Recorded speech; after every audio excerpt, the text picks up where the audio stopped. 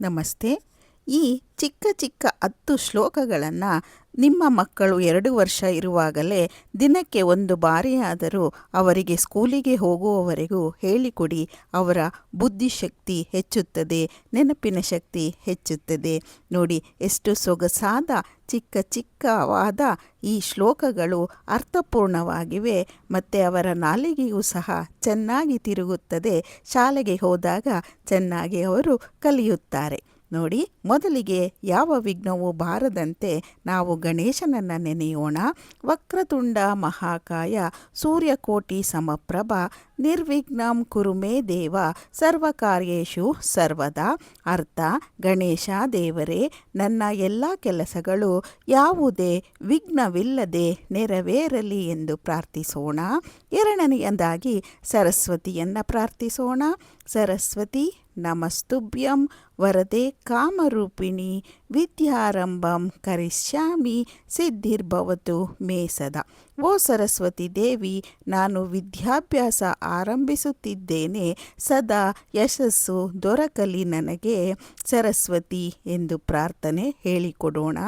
ಮತ್ತೊಂದು, ಗುರು ಬ್ರಹ್ಮ ಗುರು ವಿಷ್ಣು ಗುರುದೇವೋ ಮಹೇಶ್ವರ ಗುರು ಸಾಕ್ಷಾತ್ ಪರಬ್ರಹ್ಮ ತಸ್ಮೈ ಶ್ರೀ ಗುರುವೇ ನಮಃ.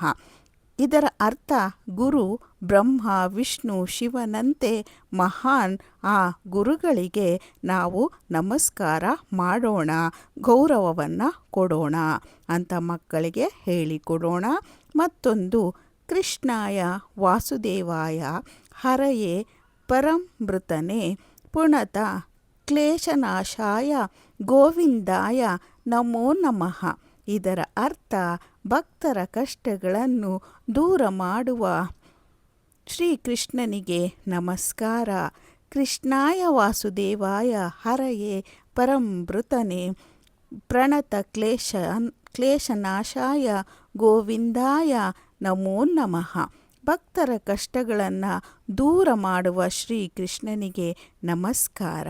ಎಷ್ಟು ಸೊಗಸಾದ ಶ್ಲೋಕ. ಇನ್ನೊಂದು, ಈ ಪಂಚಾಕ್ಷರಿ ಮಂತ್ರವನ್ನು ಮಕ್ಕಳಿಗೆ ಪಠಿಸೋಣ. ಓಂ ನಮಃ ಶಿವಾಯ, ಓಂ ನಮಃ ಶಿವಾಯ, ಓಂ ನಮಃ ಶಿವಾಯ, ಓಂ ನಮಃ ಶಿವಾಯ, ಓಂ ನಮಃ ಶಿವಾಯ. ಇದರ ಅರ್ಥ: ಶಿವನಿಗೆ ನನ್ನ ನಮಸ್ಕಾರ, ಶಿವನಿಗೆ ನನ್ನ ನಮಸ್ಕಾರ. ಅದೇ ರೀತಿ ಮುಂದಿನ ಶ್ಲೋಕದಲ್ಲಿ ನಾವು ಶ್ರೀರಾಮನನ್ನು ಜಪಿಸೋಣ. ಶ್ರೀ ರಾಮ ರಾಮ ರಾವೇತೆ ರಮೆ ರಾಮೆ ಮನೋರಮೆ ಸಹಸ್ರನಾಮ ತುತಲ್ಯಾಂ ರಾಮನಾಮ ವರಾನನೆ.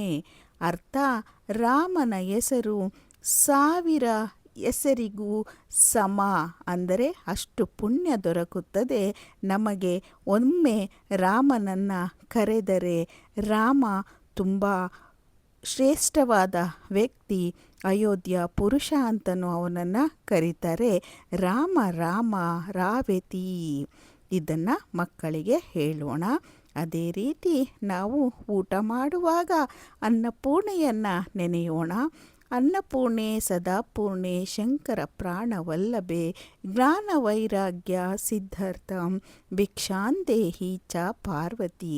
ಇದರ ಅರ್ಥ: ಅನ್ನಪೂರ್ಣೇಶ್ವರಿ ದೇವಿ, ನೀನು ಜ್ಞಾನ ಕೊಡುವಂತಹವಳು ಮತ್ತು ಒಳ್ಳೆಯ ಬುದ್ಧಿಯನ್ನು ನೀಡುವಂತಹವಳು ಎಂದು ಅನ್ನಪೂರ್ಣೆಯನ್ನು ಪ್ರಾರ್ಥಿಸುವಂತೆ ಮಕ್ಕಳಿಗೆ ತಿಳಿಸೋಣ.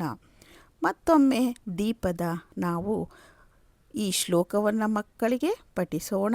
ಶುಭಂ ಕರೋತಿ ಕಲ್ಯಾಣಂ ಆರೋಗ್ಯಂ ಧನ ಸಂಪದಃ ಕತ್ರ ಬುದ್ಧಿ ವಿನಾಶಾಯ ದೀಪಜ್ಯೋತಿ ನಮೋಸ್ತುತೆ. ದೀಪದ ಬೆಳಕು ಶುಭ, ಆರೋಗ್ಯ ಮತ್ತು ಐಶ್ವರ್ಯವನ್ನು ನೀಡುತ್ತದೆ, ಬೆಳಕನ್ನು ನೀಡುತ್ತದೆ. ಬೆಳಕಿನ ಅರ್ಥ ಸಮೃದ್ಧಿ. ಮತ್ತೊಂದು ಶ್ಲೋಕ: ಓಂ ಸಹನಾವವತು ಸಹನಾ ಭುನಕ್ತು ಸಹ ವೀರ್ಯಂ ಕರವಾವಹೈ. ಇದರ ಅರ್ಥ: ನಾವು ಒಟ್ಟಿಗೆ ಕಲಿತು ಶಕ್ತಿಯಿಂದ ಮುಂದೆ ಸಾಗೋಣ, ಒಳ್ಳೆಯ ಬುದ್ಧಿಯನ್ನು ಕಲಿಯೋಣ, ಎಲ್ಲರೊಟ್ಟಿಗೆ ಬೆರೆಯೋಣ. ಓಂ ಸಹನಾವವತು ಸಹನ್ ಭುನಕ್ತು ಸಹ ವೀರ್ಯಂ ಕರವಾವಹೈ. ಮತ್ತೊಂದು ಸಮುದ್ರವಸನೆ ದೇವಿ ಪರ್ವತ ಸ್ಮನಮಂಡಿತೆ ವಿಷ್ಣುಪತ್ನೇ ನಮಸ್ತುಭ್ಯಂ ಪಾದಸ್ಪರ್ಶ ಕ್ಷಮಸ್ತಮೆ. ಇದರ ಅರ್ಥ ಭೂಮಿ ತಾಯಿಗೆ ನಾನು ಕ್ಷಮೆಯನ್ನು ಕೇಳುತ್ತೇನೆ, ಏಕೆಂದರೆ ನಾನು ಕಾಲಿನಿಂದ ಅವಳನ್ನು ತುಳಿಯುತ್ತಾ ನಡೆಯುತ್ತೇನೆ. ಆದ್ದರಿಂದ ನಾನು ಭೂಮಿ ತಾಯಿಗೆ ಕ್ಷಮೆಯನ್ನು ಬೇಡುತ್ತೇನೆ. ಭೂಮಿ ತಾಯಿ ಕ್ಷಮೆಯಾಧರಿತ್ರಿ. ಸಮುದ್ರವಸನೆ ದೇವಿ ಪರ್ವತ ಸ್ತನ ಮಂಡಿತೆ ವಿಷ್ಣುಪತೆ ನಮಸ್ತುಭ್ಯಂ ಸ್ಪರ್ಶಂ ಕ್ಷಮಸ್ಯ ಮೇ. ಅಂದರೆ ಭೂಮಿ ತಾಯಿ ನಿನ್ನ ಮೇಲೆ ಕಾಲಿಟ್ಟು ನಾನು ನಡೆಯುತ್ತಿದ್ದೇನೆ, ನನ್ನನ್ನು ಕ್ಷಮಿಸಿಬಿಡು ತಾಯಿ, ಕ್ಷಮಿಸಿಬಿಡು ಎಂದು ಕೇಳೋಣ.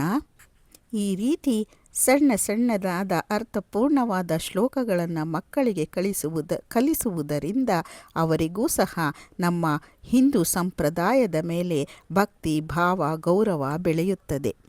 ಹೀಗೆ ನಮ್ಮ ಹಿಂದೂ ಸಂಪ್ರದಾಯಕ್ಕೆ ಗೌರವ ಕೊಡುತ್ತಾ ನಾವು ಈ ವಿಡಿಯೋವನ್ನು ಮುಗಿಸ್ತಾ ಇದ್ದೀನಿ. ನಿಮ್ಮೆಲ್ಲರಿಗೂ ಈ ವಿಡಿಯೋ ಇಷ್ಟ ಆಗಿದ್ದರೆ ಒಂದು ಲೈಕ್ ಮಾಡಿ, ಶೇರ್ ಮಾಡಿ, ಕಮೆಂಟ್ ಮಾಡಿ, ಸಬ್ಸ್ಕ್ರೈಬ್ ಮಾಡೋದನ್ನು ಮರಿಬೇಡಿ. ನಮಸ್ತೆ. ಮತ್ತೊಂದು ವಿಶೇಷವಾದ ವಿಡಿಯೋದೊಂದಿಗೆ ನಾನು ನಿಮ್ಮನ್ನು ಭೇಟಿ ಮಾಡ್ತೀನಿ.